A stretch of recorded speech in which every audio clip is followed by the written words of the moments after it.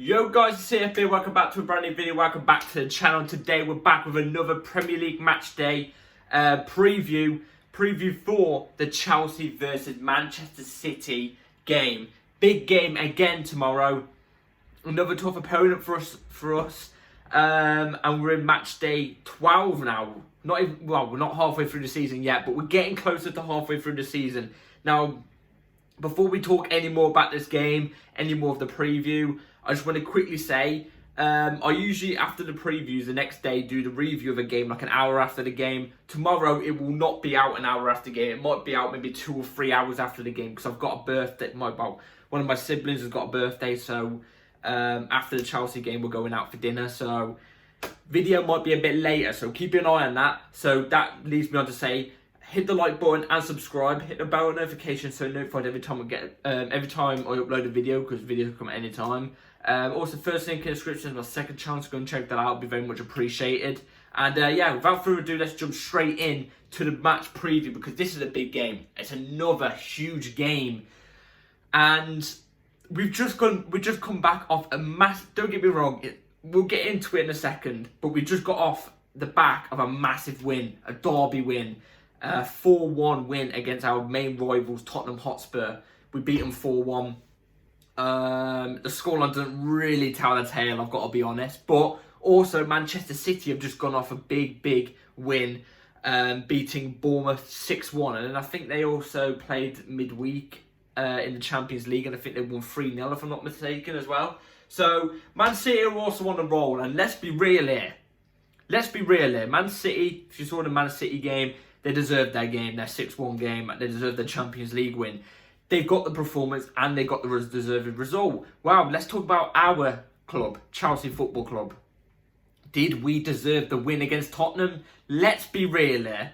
Did we deserve the win against Tottenham? If it was 11v11, I've got to be honest, I think we would have lost. Even if it was 11v10, there was more chance of a draw happening, but there was also a chance of a loss happening. I wouldn't have even seen us getting a win when it was 11v10. But it was 11v9, and when it's 11v9 on a pitch, and you're Chelsea Football Club, you expect to be winning those games. That's what you expect, let's be real. And am I happy we got the 3 points against Tottenham? Of course. Of effing course I am. I was gassed. You know what I mean? The whole game I was screaming at my TV. The offside goals, I was running up and down the living room and stuff like that. Knee slides across the carpet floor. You know, I've got burns across my knees. But did we deserve it? No. But am I complaining? No. Because 3 points. But the performance was shocking. If we put up that performance, even at 11v11 or 11v10 or 11v9, like we did against Tottenham, to City, when it's 11v11, we're losing either way. We're losing either way, in my opinion, because it was a shocking performance. Shocking. We cannot be playing like that against the big teams. The only game that I've actually looked at Chelsea this season and gone, yeah, we've properly deserved that against a big team was the Arsenal game, and I fully thought we deserved to win that game. We drew that game 2-2, and it felt like a loss to me. I was fuming at the end of that. It felt like a loss. That's how mad I was. And obviously we threw away that game. We threw away the lead. And we ended up drawing that game. But we actually outplayed the opponents. Tottenham game, we did not outplay. We did not outplay our opponents. We really didn't. We were getting lucky with them having 9 men and still playing a high line at 9 men. Make it make sense. I don't know. But hey, it's a gift. It's a gift from the God. Am I complaining? No, because it's 3 points. But in this type of game, when you're coming up against a City team who won the treble last season, a league cup, I think it was, and a Champions League, they've got Erling Haaland. Obviously, we know Erling Haaland he's an absolute animal. He's a robot. He's the Terminator. They've also got a backup striker, Alvarez. So even if Haaland don't even play, they've got Alvarez. He's a baller. Their midfield's just set. Kevin De Bruyne, I think he's out injured though. They've got an amazing... You know what I mean? It's going to be a tough game, and am I going to get caught up in the mindset like some of these YouTubers are right now? On the mindset like, oh, we just beat Tottenham. Oh, we're going to go and beat, Manchester City, treble winners from last season. Am I going to be that stupid? Well, I'll find out at the end of the video. But all I will say is right now is I'm not confident. I'm not confident. Because even in games where we deserved to go into the next game with confidence, you look at the Arsenal game where, even though we drew 2-2, we outplayed them. The players should have had their heads up to the max after that performance going into the Brentford game. As soon as we go into the Brentford game, everything good we did in the Arsenal game was demoted and derailed completely, kicked down against Brentford. It really was. And we were straight back down to reality. And I think that's going to... I can't really say much right now because I don't want to give you my score prediction, but I think that it's going to happen in this type of game. It's going to happen in this game. And it's not just because we're playing City, it's because we're playing a top team. And we're going to get chances.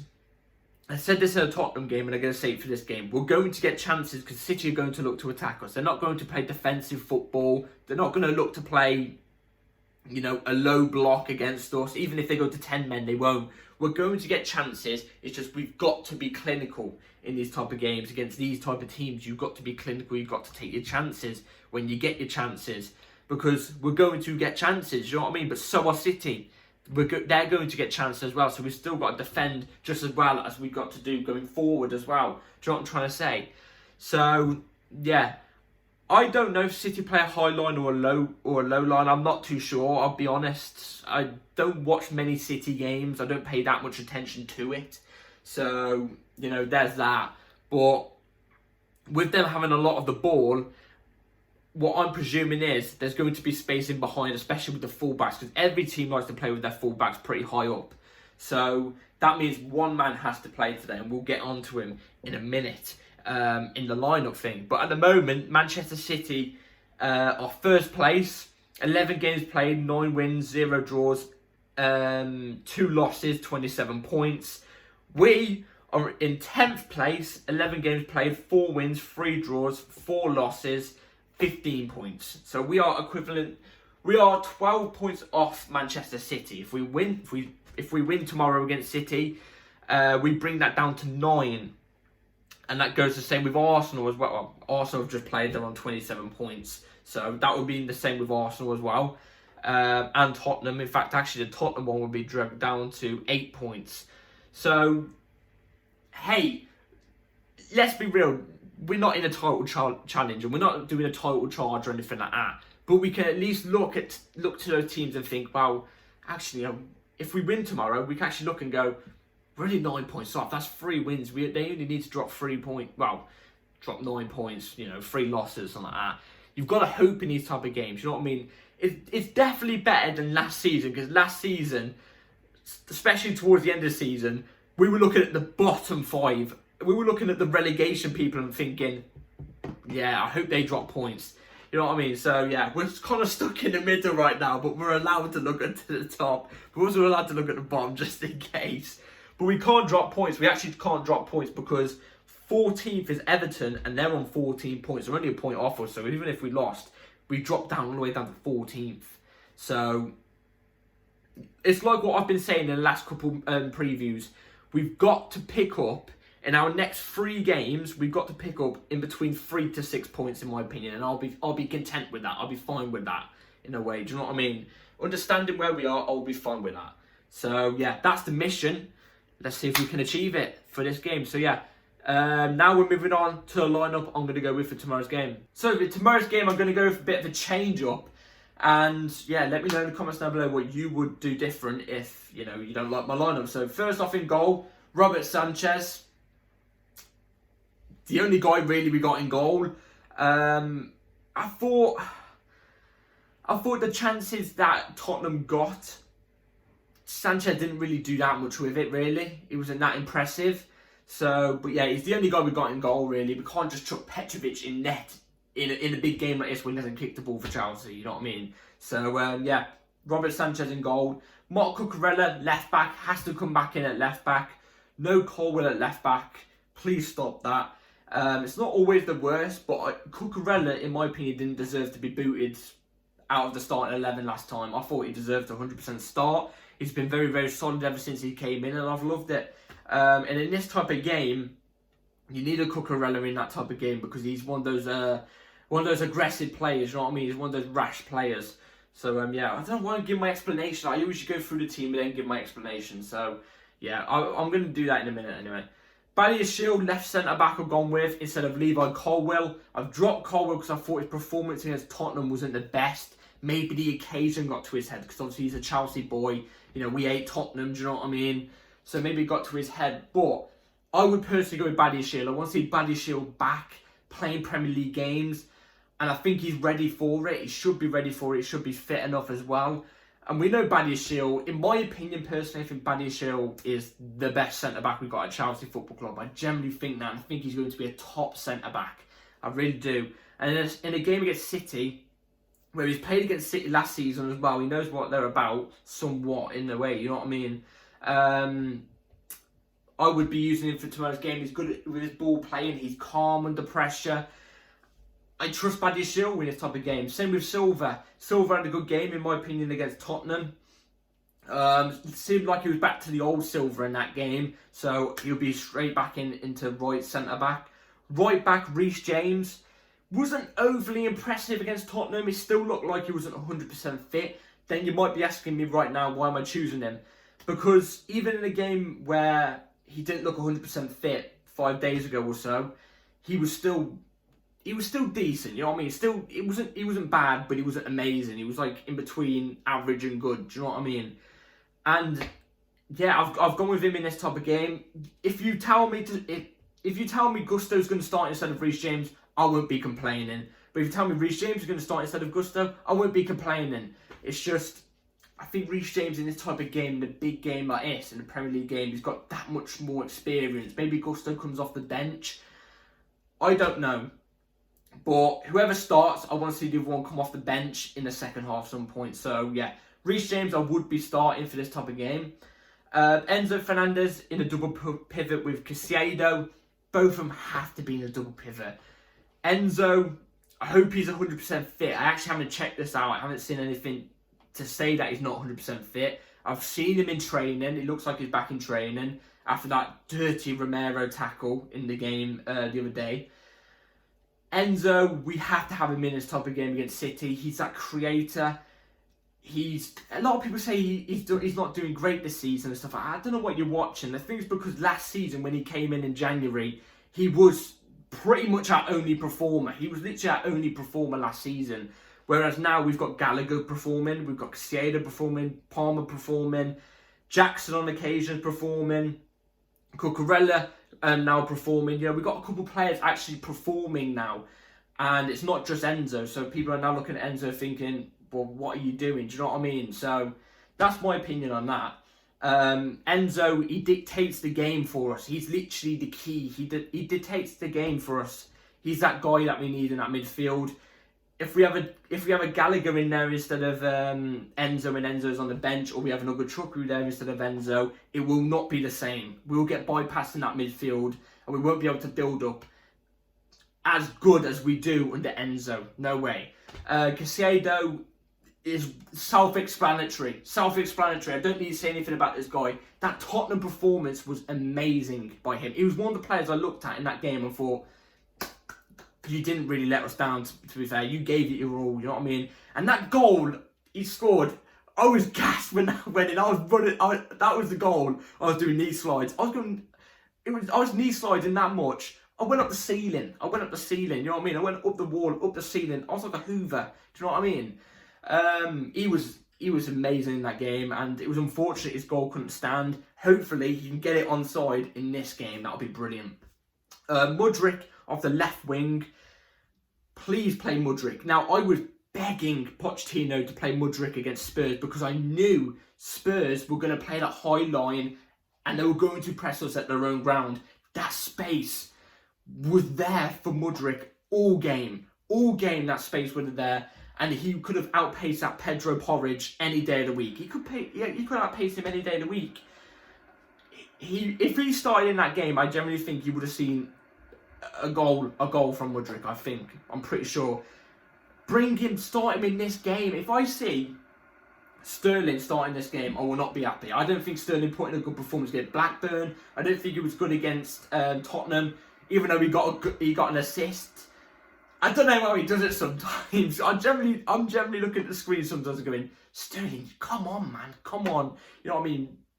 And he goes and bags a goal or assist. I don't know what he does, but me personally, I think Mudryk will be better in this type of game. Someone who's got more pace than Sterling, more unpredictable than Sterling, and I think that will cause City some problems, especially down that flank. Conor Gallagher now in cam, who really slots into a centre mid three when we're coming defensively. He's a bit of a rat, isn't he? He's a rat. Gallagher didn't put in a great performance against Spurs, but he was decent towards the end.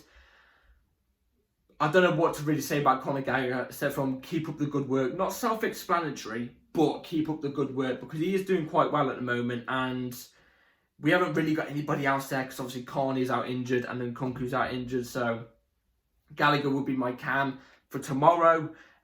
Cole Palmer next to him, along that front three off the right wing. Cole Palmer's been excellent. Ever since he stepped foot at Chelsea, he's been excellent. He knows what City play like. He was at City at the start of this season. Obviously, he ends up joining us at the end of the summer window. He knows what City are about. He knows some of their players and how they play. He knows how the manager plays. Maybe he can come up with a bit of magic in a bit of a loophole where he's seen Pep's made a mistake or something like that. I don't know, but I trust Cole Palmer. He hasn't put in a bad performance yet at Chelsea. And yeah, hope he's a bit better than he was against Tottenham, because Tottenham he wasn't great, I've got to be honest. I don't think he was amazing. But I can't keep expecting 10 out of 10 performances from him every single week, because that would just be outrageous. That'll be R9, Messi, Ronaldo level. And let's be real, not many people on that level, not even Mbappe's on that level. So yeah, Cole Palmer, hopefully he bags another goal and assist, because every single game he's played so far in a Chelsea shirt, he's bagged a goal and assist. So yeah, Jackson up front has to be. I've seen a lot of people slagging off Jackson, saying his hat-trick was the worst hat-trick of all time and stuff like that. You know, Man City fans, like that Boovy guy, whatever his name is, I'm sorry, but Haaland does the exact same tap-in hat-tricks all the time. You know what I mean? I'm not comparing. Obviously, Haaland's astronomically clear at Jackson, don't get me wrong, but like, there's a hat-trick Haaland scored for City where it's just been tap-ins. A striker, if you know anything about football and you played in a striker's position, a striker is meant to be there in the box for a rebound, a tap-in, or when the ball comes to him inside the box. You know what I mean? He's that player. He's not meant to score, you know, cut inside right foots every single game hat-tricks. You know what I mean? He's meant to just be there, fox in the box majority of the time, and he was there for the tap-ins. So that's all I can ask for him, really. And he bagged a hat-trick against our rivals. So surely that's got to be a level of confidence up there for him. Surely it has to be. I'm expecting it to be. If I don't see a level of confidence after that game against Tottenham, even though he wasn't great, he bagged a hat-trick at the end of the game. Could have got 4. If I don't see that level of confidence being stepped up for this type of game at the Bridge, I'll be a bit disappointed. I'll be very disappointed. So yeah, that'll be my starting 11 for tomorrow's game. Let me know in the comments down below what you would do as well. So, score prediction for tomorrow's game, Chelsea versus Man City at the Bridge, which kind of gives it a little bit more of an advantage, maybe. I've got to be honest, I think it's going to be Chelsea 1, Manchester City 2. And Man City, we all know, are going to have most of the ball. I think if Pochettino plays us right and plays good attack and counter-attacking football against Man City, we can catch Man City off guard quite a lot, especially using the flanks. Using players like Mudryk with that pacing behind on a counter-attack would be lethal. Jackson with his close dribbling on a counter-attack can cause City's defenders some problems. So if Pochettino plays us right, and when we don't have the ball, he just puts in a good counter-attack for us to play through, I think we could maybe see a closer game, but I think it's going to be Chelsea 1, Manchester City 2. You know me, I'm honest when it comes to this channel. I just don't see the way we beat Manchester City. But I think we'll make it close. But I just think Man City are going to have too much of the ball. And they're going to get in their groove. And you know what I mean. So, yeah. I think we'll give them a good test. But, yeah. Prove me wrong. Please, Chelsea. So, yeah. That's it for today's video, guys. Hopefully you've all enjoyed. Please like, subscribe, hit the bell notification so you're notified every time I upload a video. Like I said, video tomorrow after the game will not be out anywhere between an hour after the game. It would be out maybe about 2.5, 3 hours after the game. I don't know. Just be ready for it. Bell notification on. Have a good rest of your night, everybody. Take care all, and yeah, see you after the game. Come on, Charles. Prove me wrong. Peace.